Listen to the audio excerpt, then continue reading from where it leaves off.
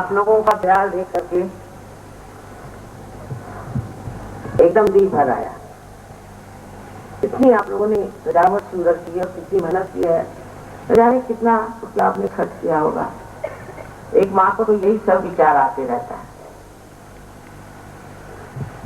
और सोचती हूँ एक साल के अंदर कितना परिवर्तन उस गांव में कैसे हो गया और लोगों में इस कदर जागृति आ गई है कि हमें सत्य को पाना चाहिए।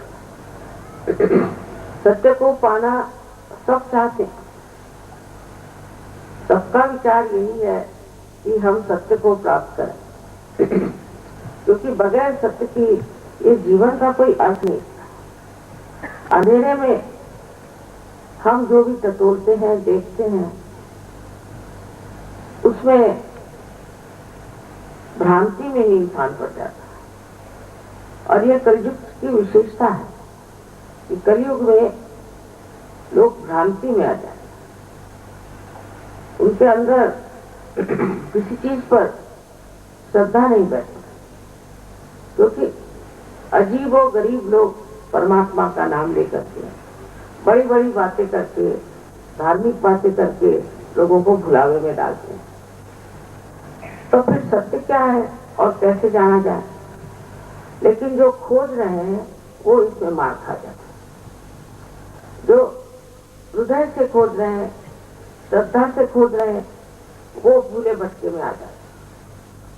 और इसीलिए अपने हरियाणा में मैंने कहा था कि जरूर शुरू करें। यहाँ के लोग सीधे सरल हैं, पर हो सकता है कि यहाँ भी गुरुओं का चक्कर चल पड़ा होगा। जहाँ पर सादगी होगी वही गुरु जरूर जाकर पहुंचे। और वो गुरु नहीं है, अगुरु। कोई कोई तो दुष्ट है, राक्षस है, वो अपने को गुरु कहलाते हैं और सारा काम ऐसा करते हैं कि आपसे जितना कुछ ऐंठ सकते उतना ऐंठ लें और आपकी कुंडलिनी खराब कर, आपकी सारी दिशा भूल हो जाती। आप समझ ही नहीं सकते हैं कि क्या गलत काम है और क्या क्या सही काम है। अभी एक साहब थे, वो सब लोगों को मंत्र से कहते थे ऐसा, हीरे मोती कुछ कुछ और कभी कभी सोने की जंजीरें देते थे। और बड़े लोगों को विश्वास हो गया कि चलो हमें भी हीरे की जंजीर मिल जाएगी या हमें भी कुछ ऐसी चीज मिल जाएगी जो बड़ी मूल्यवान हो। और लोग इस बुलावे में जाते थे, अपने घरों में फोटो रखना, दुनिया भर की बातें उनके बारे में बन पड़ी। लेकिन ये सब करिश्मा वो आप पे एक तरह से भूल डालकर, इसको मेस्मरिज्म कहते हैं, उस तरह से वो इंसान को मेस्मराइज करते थे। मेस्मराइज करने के बाद में इंसान जो भी चीज देखता है वो देखता नहीं, जो जानना है वो जानता नहीं। और उसके बाद वो अपने जो जिसे देना है देते रहे। बहुत रईस लोगों को ये देते थे हीरे, किसी को पन्ने, कहीं कुछ कहीं कुछ। मैंने कहा आपको सोचना चाहिए कि ऐसे ये देने वाले हैं तो अपने देश का कुछ कल्याण करें, या तो आपको ऐसा भी सोचना चाहिए कि वो आपको क्यों दे रहे हैं, आपके पास तो सब कुछ है, आपके ड्राइवर को दें। लेकिन इन बातों का किसी पे कोई असर नहीं पड़ा। अंत में एक बड़ा बड़ा समारोह हुआ, उसमें 4 कैमरे लगाए, एक ऊपर एक नीचे पर। अब आप कैमरे को तो मेस्मराइज नहीं कर सकते, इंसान को तो कर सकते। तो कैमरे ने फोटो खींची और उनकी पूरी टेप की टेप बन गई और सब दूर बात छप गई कि ये महाराज है तो और कैसे धंधे करते हैं, लोगों कैसे बुलावे में डालते। इस तरह से बहुत अनेक तरीके के लोग अनेक अनेक ढंग करते हैं। और जब उनके पास बहुत ज्यादा पैसा हो जाता है तो कोई यूनिवर्सिटी खोल देंगे, तो कहीं कुछ और बना देंगे, बच्चों का स्कूल बना देंगे, कुछ न कुछ बना करके लोगों को बुलावे में डालें। इन सब चीजों के पीछे में एक चीज याद रखनी चाहिए, हमेशा एक माँ की दृष्टि से मत कि बेटे तुमको क्या मिला, तुमने क्या पाया। ये तो तुम्हारे गुरुओं ने पाया, पर तुमने क्या पाया। बहुत से लोग हैं वो कहते हैं हमें बड़ी शांति मिली, कोई कहते हैं हमें बड़ा सुख मिला, ऐसा कुछ है नहीं। ऐसे झूठे बुलावे में मनुष्य बैठा है।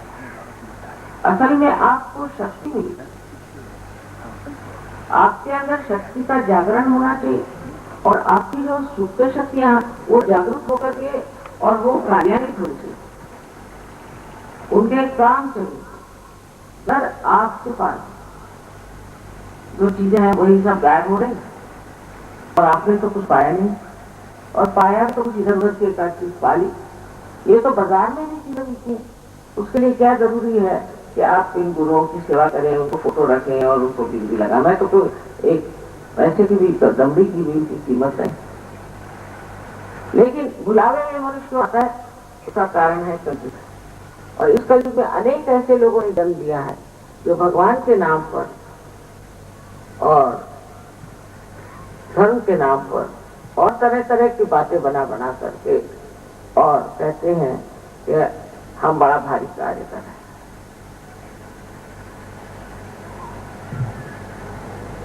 आपके सामने अभी इन्होंने बताया ही है कि हमारे अंदर चक्र कैसे हैं और चक्रों की क्या स्थिति है और किस तरह से कुंडलिनी का जागरण होता है और उससे किस तरह हमारे सब चक्र जो हैं वो प्लावित होते हैं और इसके अलावा किस तरह से उनमें प्रकाश आता है। हमारा चित्त भी कैसे प्रकाशमय हो जाता है और उससे हम देखने लग जाते हैं कि क्या क्या चीज हम गलत कर रहे हैं। हम खुद ही अपने ही गुरु हो जाते हैं, हम खुद ही अपने को देखने लग जाते हैं और अपनी जो गतिविधियां हैं उसकी चालना हमारे समझ में तब आ जाता है कि देखो ये चीज हम कर रहे थे, ये हमें नाश की ओर ले जाती है, ये हमारा विनाश करे। ये खुद अपने आप समझ में आ जाता है क्योंकि कुंडलिनी के जागरण से आपके आत्मा का प्रकाश आपके चित्त में आ जाता है। उससे आप एकदम देख लेते हैं। अभी आप सब लोग यहाँ बैठे हुए साथ में और अगर कोई यहाँ प्रकाश नहीं अंधेरा हो तो आप एक दूसरों को भी नहीं जानिएगा। आप जब चलिएगा तो इससे लड़खड़ाइएगा, उससे लड़खड़ाइएगा या तो झगड़ा खड़ा हो जाए या किसी बच्चे के ही पैर पड़ जाए। यही है कि अज्ञान के अंधकार में इस कलयुग में मनुष्य खो जाता है और उसके खोने का मुख्य कारण यह है कि अभी तक की जो कुछ भी प्रणालियां रही, लोग आकर खड़े हो गए तो उन्होंने अपने अपने तरीके से सब चीज चलाने शुरू कर दी। यही बात हर हमारे व्यवहार में आ गई, प्रांगण में आ गई। अब सब लोग कहते देखिए हमारे जमाने में तो ऐसा नहीं था, आजकल पता नहीं ऐसे कैसे हो रहा है। हमारे जमाने में बात नहीं थी क्योंकि उस जमाने में जो बातें होती थी उसके पीछे में लोगों में एक परमात्मा का भय था। सत्य को तो नहीं पाया था पर परमात्मा का भय था और सोचते थे ये हमारे बाप दादाओं ने बताया कि ये गलत बात है, ये पाप है, तुमको ये नहीं करना। लेकिन अब वो भय उठ गया क्योंकि परमात्मा है कि नहीं यही प्रश्न लोगों के सामने खड़ा हुआ है। परमात्मा पे हम विश्वास करें या नहीं करें। और फिर परमात्मा की जगह ऐसे अगुरु आके खड़े हो गए, ऐसे दुष्ट लोग इनको कि पता नहीं क्या कहना चाहिए। तो वो बीच में खड़े हो जाने से सारी ही परमात्मा की सृष्टि बदल गई और हम भी बदल गए और बहुत सारी ऐसी गलत बातें होने लग गई कि जो होनी नहीं चाहिए। मनुष्य बहुत ज्यादा अपने में ही सीमित रह गया, अपने में ही, अपने स्वार्थ में, अपने विचार में, और उसने परमार्थ के और लक्ष्य नहीं। क्योंकि जब आप मंदिरों में जाओ, चर्च में जाओ, मस्जिदों में जाओ, कहीं भी जाओ, बस पैसा पैसा, हर जगह पैसा, पैसा की बगैर कुछ नहीं होता। कोई समझता ही नहीं है जब कहते हैं कि सहयोग में पैसा नहीं दिए, कोई नहीं समझता। अब बताइए ये तो सुंदर यहाँ फूल लगे, इन फूलों को हमने प्राप्त किया, ठीक है, माली को पैसे दिए, पर इस पृथ्वी माता को कुछ पैसा दिया क्या? जिसने काम किया उसको आपको कुछ पैसा नहीं दिया क्योंकि वो पैसा समझती ही नहीं, उसको मालूम नहीं पैसा चीज क्या, उसका कोई मूल्य ही उसके सामने नहीं है कि पैसा कोई बड़ी भारी चीज है या उसको प्राप्त करा दे। बस वो तो इसी में आनंदित है कि मेरे अंदर जो एक शक्ति बंधी हुई है जिससे मैं एक बीज को, एक सुंदर से वृक्ष में भी परिवर्तित कर सकती हूँ, तो क्यों न करूं। और उसी परिवर्तन क्रिया को वो अपना सबसे महत्वपूर्ण कहना चाहिए संपत्ति का दान समझ। इसी प्रकार सहयोग में भी आप जानिए कि ये एक जीवंत क्रिया है, जीवंत क्रिया। वो कैसे घटित होती? कोई पूछेगा कि एक बीज का लगाइए तो उसमें से पौधा कैसे निकल आता है? कोई जवाब नहीं। जो बीज है उसमें भी ये चीज निहित है, उसमें भी ये चीज है, और जो ये जमीन है उसमें भी वही चीज बंधी हुई कि जिससे ये पनपता है। ये सब अंदर से बंधी हुई चीजें शुरू से परमात्मा ने बनाई हुई है, और उसी के कारण ये सृष्टि जो है इससे तो भी ऐसे कार्यों को करती है जिसको हम समझ नहीं पाते। जैसे अब एक फूल का पेड़ पौधा है, वो एक ही हद तक बढ़ेगा। एक गज आम का पेड़ है तो एक ही हद तक बढ़ेगा, आम में सेब नहीं लगेगी। ये सारी सीमाएं मानने वाली जो शक्ति है उसी को हम परम चैतन्य कहते हैं। इसको बहुतों ने नानक साहब की आज शताब्दी है, उनको नमस्कार करके हम कहते हैं। उन्होंने कितनी बार इस बात पर कहा, ये जीवंत क्रिया है, इसके लिए काहे जंगल में जाते हो, कहाँ जाते हो, तुम्हारे हृदय में बसे हुए उस परमात्मा को प्राप्त करो। उन्होंने खुद ही कहा सहज समाधि लाभो। समाधि मानी ये जो उसी दशा हमारे चेतना की है वो सहज होती है।